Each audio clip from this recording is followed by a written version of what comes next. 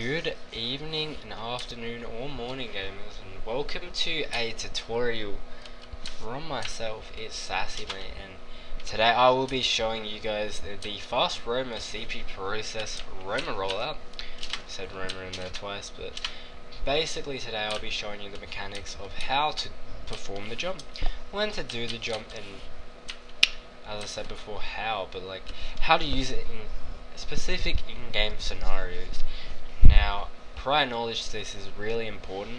I'm assuming that you guys know how to rocket jump and the basic mechanics behind everything I'm about to explain to you guys.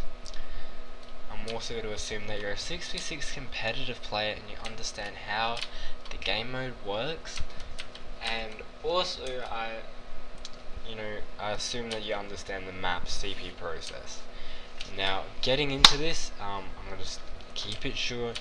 So obviously you're going to be waiting in the freeze time. You're going to walk towards the door, get your buff from your medic, and then you're going to rocket jump straight off this pillar, and then you're going to hit the ram sled, and then you're going to surf around this. And then at this point there are some other options you can do here. You can rocket jump off this, and you can hit the ram sled like that by pogoing.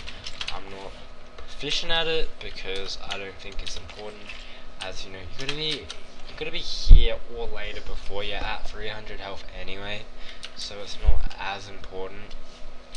It could be important if you die or respawn, you're trying to get back to your team as fast, but it's not that big of a deal. As most people, they rocket jump straight up this. So basically you want to rocket jump off. I normally aim about here. It's sort of trial and error, and then you just hold crouch. Obviously you know how to pogo. You just pogo, you hit the ram slab with that momentum, and you strafe around, as I said before. Then the next part of the jump, let me just show you it again.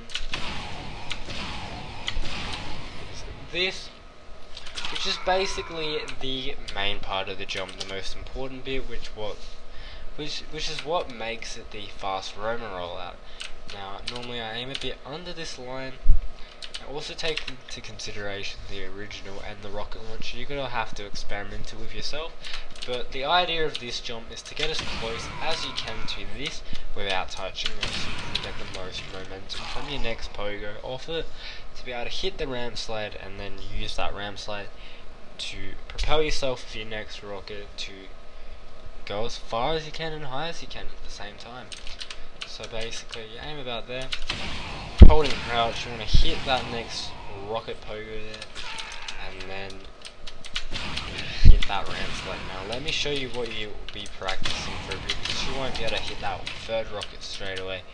You want to be practicing going like this, hitting this ram sled.